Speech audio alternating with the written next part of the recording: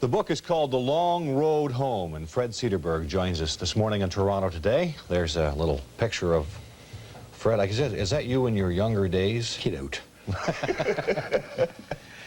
I have read a few chronicles of the war, which usually turn out to be extremely boring history types of books. I must say, having read excerpts of this book, I enjoyed it thoroughly because I enjoyed the human touches that were there. It must have been very difficult for you to go back that many number of years and to recall the individuals that you lived in slit trenches or mud trenches with and tramped through Europe with. Well, Peter, you must remember, I started at, in the 50s, the late 50s, when I was a young sports writer with the telly, and I'd do chunks. And then we went to Spain in 1965, I think it was, and took a year off, and I worked at it. I guess I turned out about 300,000 words until I thought I had what I wanted. But getting the words, yes, were tough. You have to, or at least I have to, literally wallow in it. I'd get the mood. I'd play some of the records that were popular in those days, like A Kiss Is Just a Kiss and I Won't Walk Without You, Baby, which is all the hokum. But it got you in the mood, and some days I couldn't get anything, and other days, boy, things would come tumbling out, and things that I had kind of forgotten about. But they were human things. That's all I was interested in. People were afraid. I mean, we're not talking macho men sitting in the trenches with cigarettes and grenade hanging out saying, hey, you know, come on, we're ready for this. They were afraid, and they were young. How old were you? At that point in Italy, I'd be 20, 19 to 20. And the Canadians took such a beating in Italy, such a very bad beating. Well, as Albert, one of the boys in the platoon, said, they've got all the high ground because they were here first. And some of those hills were very difficult to take. A lot of Toronto regiments. I noticed you mentioned the Toronto Irish and a bunch of others. 48th? But a lot of, were in Italy. Oh, yes. At the time. There was the Governor General's Horse Guard, the GGs. And as the war went on, Peter, the battalions originally were quite local. Like the Toronto boys were in the Toronto regiments, the East Coast boys were in the East Coast, the Prairies were in the Prairie outfits, but with casualties.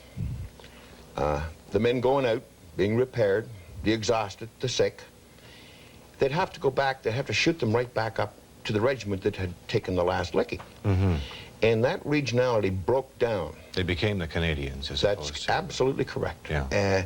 You had fellows from Quebec, you had fellows from the Prairies, you had guys, as every Cape Bretoner always said, from the mainland. Well, that's anywhere between Fredericton and Vancouver. I want to ask you, but just quickly before we go, Fred, you certainly developed some characters in this book. I mean, you get the feeling that these people were characters and they called it the way it is, some of the people. Were the names fictional of those, or were they actual people and you just cannot They're recall actual people. Are they alive? Have you Some of them are. And what was their reaction? Well, Did somebody say, Fred, you shouldn't have said that about me, I didn't do that? No. Eddie Kerr, unfortunately, died on the 27th of December, just suddenly. A big, strong, strapping farmer, and he's one of the main people. Yes. He had read chunks of it. And I always recall, it was only, I guess last October, I'd hear from Eddie about every 15 years. You know, the way men can deal that way. That's right. I'd get a phone call, I'm in the airport, how about coming up for a beer? Yeah. So we'd talk. And I had a friend with me, Orv Hearn, who did a lot of the editing for me. And he said, I hope you wrote about the Naviglio. I said, yeah, that's kind of the big climax before the end. I said, that's where we took the terrible beating. We lost 134 people in a matter of hours. Right. He looked at me, and then he looked straight at Orv, and he said, I was sure I was going to die that night. Yeah. And I said, what? Oh, yeah, he said, I figured I was a goner. I said, you didn't show any fear. No, he just said, I said, well, amen, so be it. But nobody's going to see me chicken.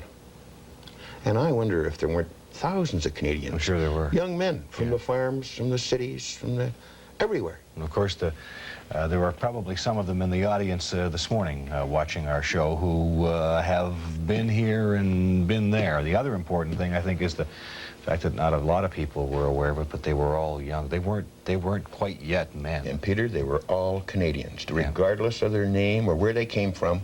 They were Canadians, and boy, they stuck like glue on a blanket. Proud ones as well. The Long Road Home, it's called. Fred Cederberg, thank you very much for being with us this morning. Delighted. Good luck with the book. Thank you.